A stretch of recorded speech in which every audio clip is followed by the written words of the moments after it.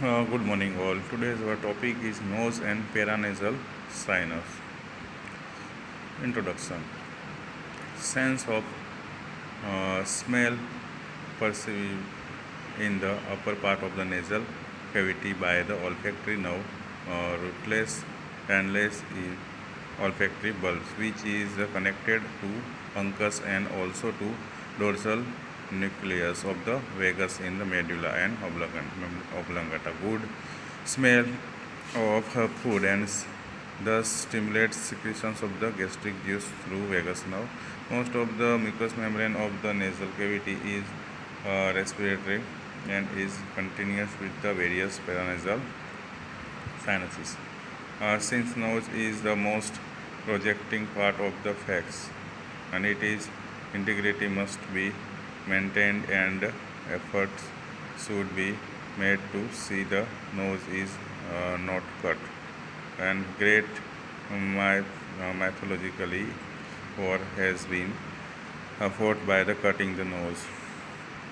Environmental pollution causes uh, inhalation of the unwanted gases and particles leading to the frequent attack of the sinusitis, respiratory disease, including asthma. Nasal mucous membrane is quite uh, vascular and then sometimes picking of the nose may causing bleeding from the little area, and bleeding from the nose is called epistaxis. Now the nose the nose is perform two functions. It is a respiratory passage into the also the organ of the smell, and the receptors for the smell are placed in the upper one third of the nasal cavity. This part is lined by olfactory mucosa. The rest of the nasal cavity is lined by respiratory mucosa. The respiratory mucosa is highly vascular and warms the inspiring air. The secretions of the numerous serous glands make the air moist, and while the secretions of a mucous gland traps dust and other particles. Thus, the nose acts as an air conditioner, where the inspired air is warmed and moistened and cleansed from before it passes to the delicate lung. The olfactory mucosa lines the upper one third of the nasal cavity, including the roof formed by the cribriform. Now here the external nose. Some features of the external nose have been described in a previous chapter. These are root, dorsum, tip, anterior nares, and nasal septum and columella.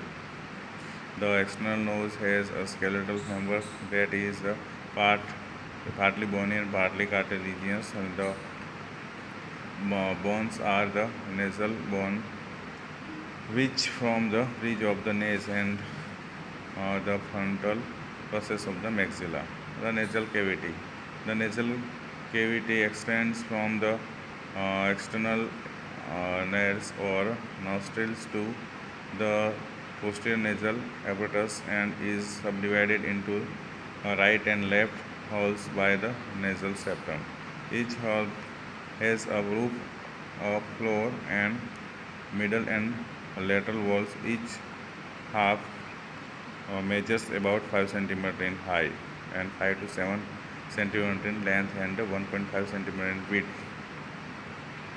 near the floor. Now roof is about 7 cm long and 2 mm wide. It slopes downwards both in front and behind. The middle horizontal part is formed by the cibriform plate of the ethmoid, and the anterior slope is formed by the nasal part of the frontal bone and nasal bones, and the nasal cartilage. Posterior slope is formed by the inferior surface of the body and conjunctive bone.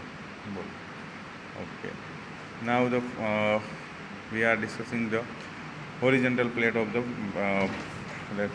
palatine's bone. It is concave from the side to side and is slightly higher anteriorly than the posteriorly.